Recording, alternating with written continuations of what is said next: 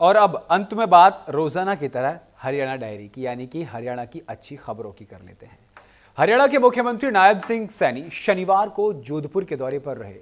मुख्यमंत्री सैनी ने यहां भामाशाह सोनी देवीलाल गहलोत पवेलियन ग्राउंड का नामकरण समारोह में शिरकत की। कार्यक्रम का आयोजन माली समाज द्वारा किया गया था और इसी समाज से ताल्लुक रखने वाले सैनी खुद को भावुक होने से नहीं रोक पाए।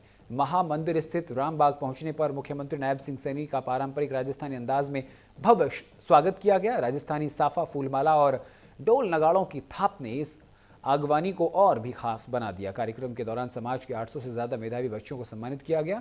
मुख्यमंत्री ने सुमेर शिक्षण संस्थान के 128वें स्थापना दिवस की शुभकामनाएं दी और कहा कि शिक्षा के क्षेत्र में यह संस्थान इतिहास रच चुका है। मुख्यमंत्री ने यह भी कहा कि राजस्थान और हरियाणा दोनों राज्यों में बराबर गति से विकास हो रहा है। देश आज प्रधानमंत्री नरेंद्र मोदी के नेतृत्व में तेजी से आगे बढ़ रहा है। क्या कुछ कहा है, सुनवाते हैं।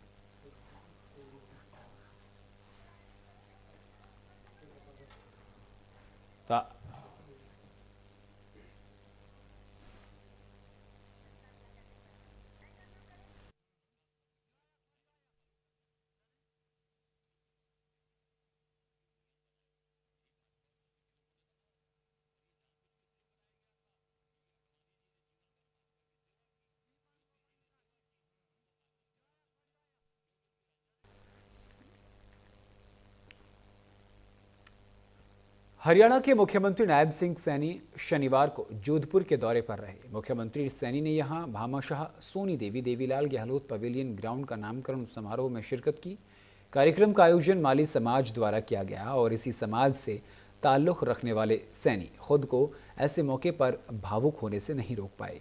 महामंदिर स्थित रामबाग पहुंचने पर मुख्यमंत्री नायब सिंह सैनी का पारंपरिक राजस्थानी अंदाज में भव्य स्वागत किया गया। राजस्थानी साफा, फूल मालाएं और ढोल नगाड़ों की थाप ने इस आगवानी को और भी खास बना दिया। कार्यक्रम के दौरान समाज के 800 से ज्यादा मेधावी बच्चों को सम्मानित किया गया। मुख्यमंत्री ने सुमेर शिक्षण संस्थान के 128वें स्थापना दिवस पर शुभकामनाएं दी और कहा कि शिक्षा के क्षेत्र में ये संस्थान इतिहास रच चुका है। मुख्यमंत्री ने यह भी कहा कि राजस्थान और हरियाणा दोनों राज्यों में बराबर गति से विकास हो रहा है। देश आज प्रधानमंत्री नरेंद्र मोदी के नेतृत्व में तेजी से आगे बढ़ रहा है।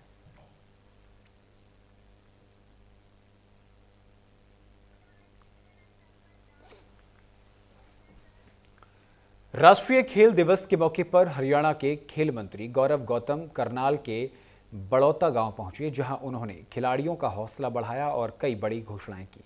कार्यक्रम की शुरुआत मेजर ध्यानचंद को पुष्पांजलि अर्पित कर की गई। इसके बाद खिलाड़ियों के बीच प्रतियोगिता का आयोजन हुआ, जिसमें विजेता खिलाड़ियों को मंत्री ने सम्मानित किया। गौरव गौतम ने कहा कि प्रदेश सरकार ने खेलों के लिए 114 करोड़ रुपए जारी किए हैं, जिससे खेल स्टेडियम की मरम्मत और निर्माण कार्य होंगे। उन्होंने दावा किया कि अगले 15 दिनों में इन कार्यों की शुरुआत कर दी जाएगी ताकि खिलाड़ियों को और बेहतर सुविधाएं मिल सकें। आगे खेल मंत्री ने कहा कि हरियाणा की पहचान पहले कृषि प्रधान राज्य के रूप में होती थी, लेकिन आज हरियाणा खेलों का गढ़ बन चुका है। यह बदलाव मुख्यमंत्री नायब सिंह सैनी के दूरदर्शी नेतृत्व और खेलों के लिए बनाई गई सशक्त नीति का नतीजा है।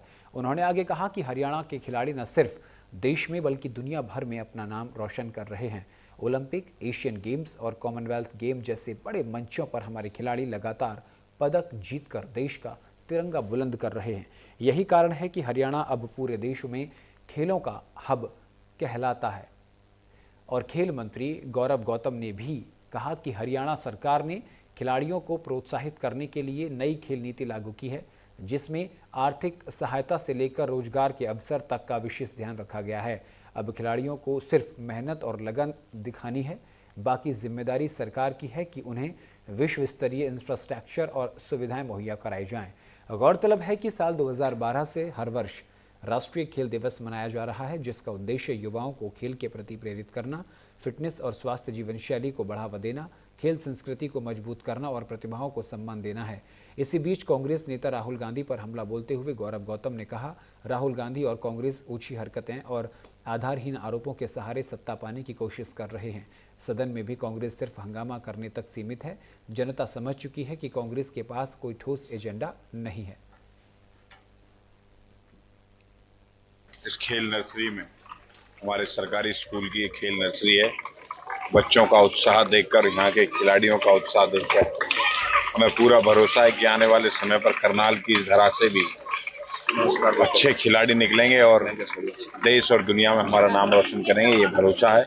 आज खेल दिवस के दिन खिलाड़ियों के बीच रहकर, खेल के मैदान में रहकर आनंद की अनुभूति हो रही है। कांग्रेस पार्टी कभी भी कोई ऐसा मौका नहीं छोड़ती है जहां पर इस देश के संवैधानिक पदों पर चुने हुए, देश के, इस दुनिया के सबसे शक्तिशाली नेता, उनकी मां के बारे में, उनके बारे में तू तड़ाक सब, मुझे लगता है कांग्रेस का दिवालियापन हो गया। राहुल गांधी अब किसी भी रूप में ये सब हल्की और ओछी बातें करके सत्ता में नहीं आ पाए। कांग्रेस पार्टी आधारहीन आरोप लगाती है और आरोप लगा के भाग जाती है, और जब माननीय मुख्यमंत्री जी ने उनका जवाब देना शुरू किया तो वॉकआउट करके चले गए।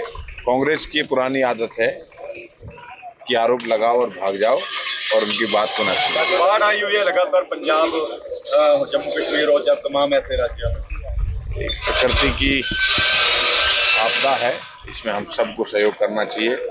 जो भी हमसे बन पड़ेगा हरियाणा के लोगों से हम करेंगे। कई रिपोर्ट में कई खुलासे हुए हैं सर, अधिकारियों की लापरवाही सामने आई। जो भी लापरवाही अधिकारी होगा उसके खिलाफ कार्रवाई होगी। माननीय मुख्यमंत्री जी का संकल्प था कि हरियाणा की हर बेटी महिला को 2100 रुपए का जो संकल्प था उसके नियमित पहला फेज अब किया है। कल माननीय मुख्यमंत्री जी ने प्रेस कॉन्फ्रेंस के माध्यम से बताया, दीनदयाल लाडो लक्ष्मी योजना, उसकी शुरुआत संकल्प पत्र में था, भारतीय जनता पार्टी के पूरा करें। स्टेडियम को लेकर अगर बात की जाए तो कई जगह से, करनाल की अगर बात की जाए, आपने विजिट भी किया है, फिर वही कंडीशन बनी हुई है। नहीं, हमने 114 करोड़ रुपए अभी स्टेडियमों की मेंटेनेंस के लिए करें। मुझे लगता है 15 दिन बाद काम ग्राउंड पर शुरू हो जाएगा। और इसी के साथ इस बुलेटिन में इतना ही। देश दुनिया की तमाम बड़ी और अहम खबरों के लिए देखते रहिए न्यूज़ इंडिया। नमस्कार।